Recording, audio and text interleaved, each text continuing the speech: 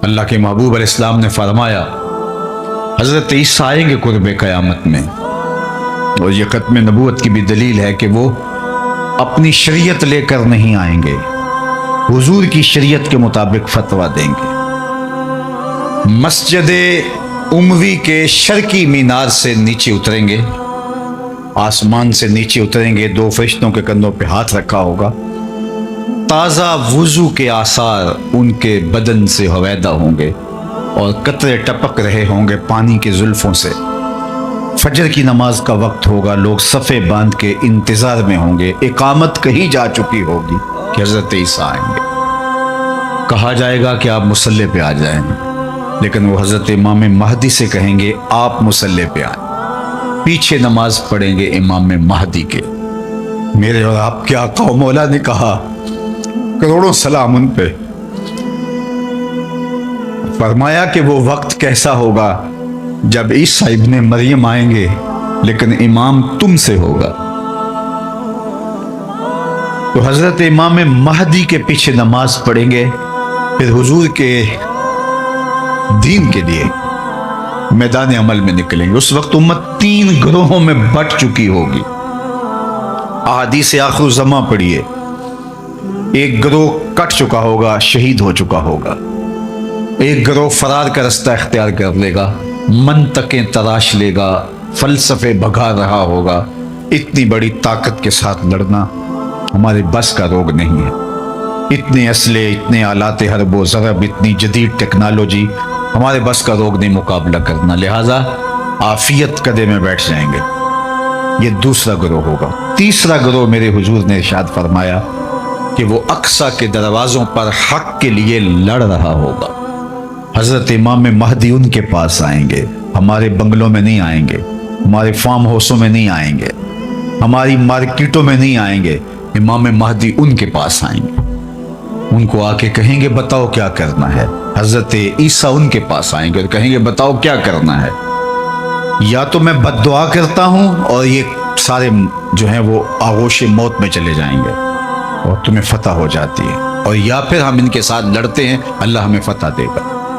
حضرت عیسیٰ کے انفاس سے دجال یوں پگھلے گا جیسے نمک میں پانی پگھلتا ہے، تو وہ سب کہیں گے ہم نے تو لڑنا ہے۔ حضرت عیسیٰ کہیں گے چلو پھر، اور اللہ تعالیٰ جل شانہ مسلمانوں کو وہ قوت دے گا، اور آج جو دلیر بنے ہوئے ہیں، کیونکہ 57 اسلامی ملکوں کے حکمران بھیگی ہوئی بلیاں ہیں، اس لیے وہ شیر بنے ہوئے، اور آج وہ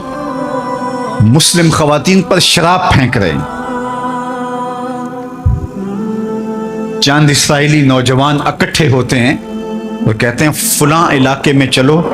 غزہ کے فلاں علاقے کی عورتیں بڑی خوبصورت ہیں۔ یہ امت کا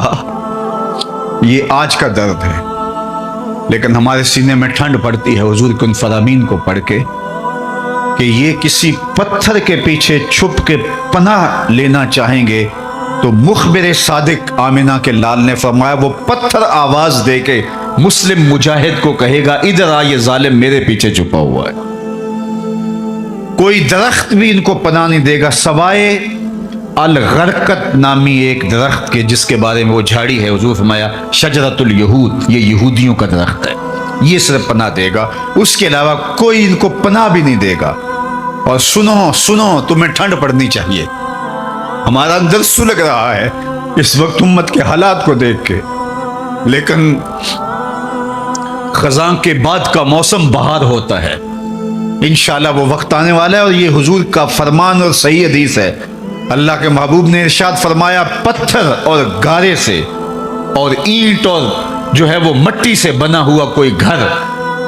اون اور چمڑے کا بنا ہوا کوئی خیمہ پھر ایسا نہیں رہے گا جہاں کلمۃ الاسلام داخل نہیں ہوگا۔ گویا شرق سے غرب تک، شمال سے جنوب تک، کائنات کی ایک ایک چھت پہ جھنڈا میرے حضور کے نام کا جھول رہا ہوگا۔ اللہ کا وعدہ ہو والذی ارسل رسولہ بالہدی ودین الحق لیظہرہ علی الدین کلہ، اللہ نے وعدہ کیا کہ دین اسلام کو میں غالب کر کے رہوں گا، رسول کو بھیجا اس لیے، اور وہ زمانہ وہ وقت دیکھے گا 40 سال تک خلافت علی منہاج النبوہ قائم رہے گی، حتیٰ کہ بکری گھاٹ کے اوپر پانی پی رہی ہوگی تو شیر آئے گا تو ایک کونے میں پانی پی کے چلا جائے گا، اس کو ہمت نہیں ہوگی کہ بکری کو آنکھ اٹھا کے دیکھے کہ مسلمانوں کا خلیفہ بیٹھا ہوا ہے۔ 40 سال تک یہ امن قائم رہے گا اور پوری دنیا کے اوپر جھنڈے میرے حضور کے جھولتے رہیں گے۔ اور یہ وقت آنا ہے، میں نے اور آپ نے اپنی نسلوں کو بتا کے جانا ہے دجال کے بارے میں۔ صحابہ دجال کے بارے میں اپنی نسلوں کو یوں سکھاتے تھے جیسے قرآن کی آیتیں سکھائی جاتی ہیں۔ صحابہ کہتے ہیں حضور نے ہمیں دجال کے بارے بتایا، اور تھوڑے فاصلے پر کھجور کا ایک جھنڈ تھا اور حضور بیان کر رہے تھے، اور اس طرح حضور نے کہا کہ بس وہ بہت جلد آنے والا ہے، تو ہمیں لگا کہ اس جھنڈ کے پیچھے ہوگا کہیں، ابھی نکل کے آ جائے گا۔ اس قدر صحابہ کو بتایا کہ بہت جلد دجال ظہور پذیر ہونے والا ہے، اور آج تو دجالی فتنے پوری طرح سے محو نفوذ ہیں، اور گلی گلی دجال اپنی تمام تر توانائی کے ساتھ مسلمانوں کو جو ہے وہ کیپچر کر رہا ہے۔ میں کہتا ہوں اگر ہم نے اپنی نسل کو نہ بتایا تو آنے والی نسل ہماری دجال کے قبضے میں ہوگی، اگر اس کے ساتھ نفرت پیدا نہ کی تو، چونکہ وہ بھرپور پیکج بھی دے گا، زندہ بھی کرے گا، مارے گا بھی۔ آج بھی لوگ کہتے ہیں جناب جو ہے وہ ہم نے اپنی معیشت بھی تو بچانی ہے، ہمارے ایوان بالا کے اندر قرارداد پیش کی کہ ہمیں بھی ڈالر چاہیے، تو وہ پیکج بھی دے گا اور دوسری جانب خوف بھی دے گا، اور بہت سارے لوگ دجال کے ساتھ کھڑے ہو جائیں گے، لیکن جن کے سینے میں ایمان کا چراغاں ہوگا وہ ٹکڑے ٹکڑے بھی کر دے گا، پھر بھی کلمہ حق نہیں چھوڑیں گے۔ ہم نے اپنے آپ کو اتنا مضبوط کرنا ہے، اپنی نسلوں کو اتنا مضبوط کرنا ہے، یہ کسی صورت کے اندر بھی دجال کے ساتھ کھڑی نہ۔ یہ جو 30 جھوٹے نبوت کے دعوے دار ہیں، ان کو کذاب بھی کہا گیا، ان کو دجال بھی کہا گیا، اور دجال اعظم بڑا دجال وہ سب سے آخر میں آنے والا ہے، لیکن وہ اس کا استدراج تو ہوگا جو کچھ دیر چلے گا، لیکن حضرت عیسیٰ کے انفاس سے وہ پگھل جائے گا اور اللہ اسلام کا بول بالا کرے گا۔ تو آج نہیں تو کل اسلام کا بول بالا ہونے والا ہے۔ ان مشکل حالات میں تذبذب میں مبتلا نہیں ہونا، کمزوری میں نہیں آنا۔ یہ مشکل حالات ہیں اس وقت امہ کے اوپر، اور 56-57 اسلامی ملک جو ہے وہ ہتھیار پھینک چکے ہیں۔ یہ کل کا ہی آپ جنرل اسمبلی کا اجلاس اٹھا کے دیکھیے، کشمیر کی بات کی ہی نہیں گئی، چھوڑ دیا کشمیر کو، فلسطین کا بھی نام چھوڑ دیں کوئی پرواہ نہیں، زمانہ چھوڑ دیں۔ میں کہتا ہوں مالک وہ جو ڈٹے ہیں اقصیٰ کے دروازے پہ، ان کے حوصلے نہ ٹوٹنے دینا،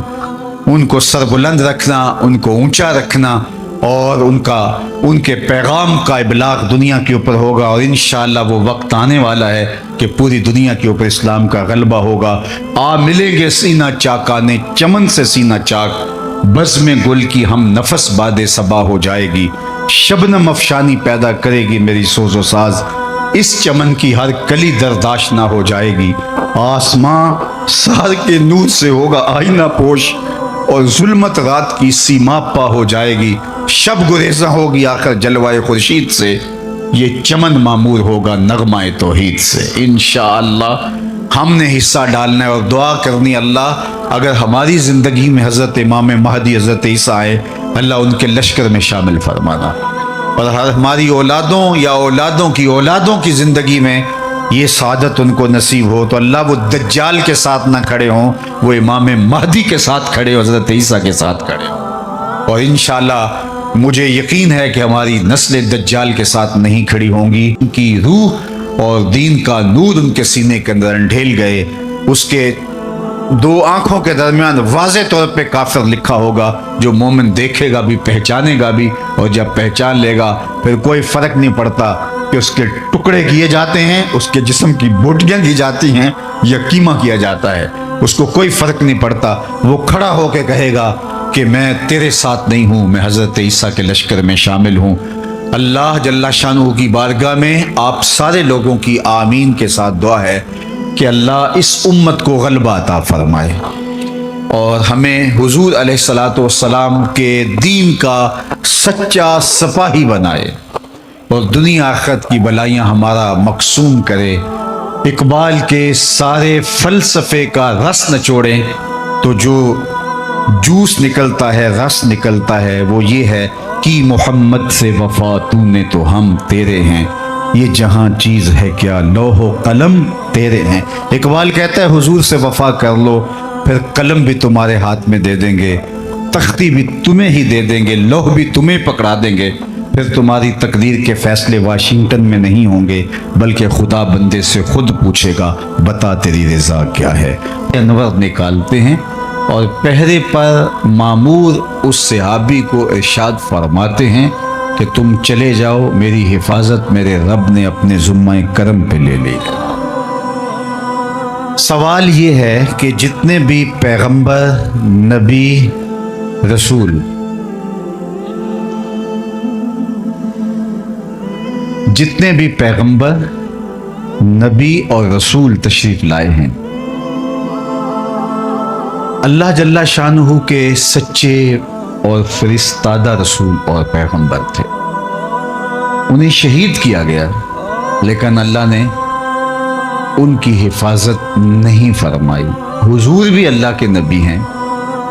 لیکن اللہ نے اپنے محبوب کی حفاظت اپنے ذمہ کرم پہ لی اور کہا کہ محبوب تیری حفاظت ہمارے ذمہ رہی۔ تو یہ ایک دوسرا سوال ہے۔ قرآن بھی اللہ کی کتاب اور باقی کتابیں بھی جو اس سے پہلے نازل ہوئی وہ بھی اللہ کی کتاب۔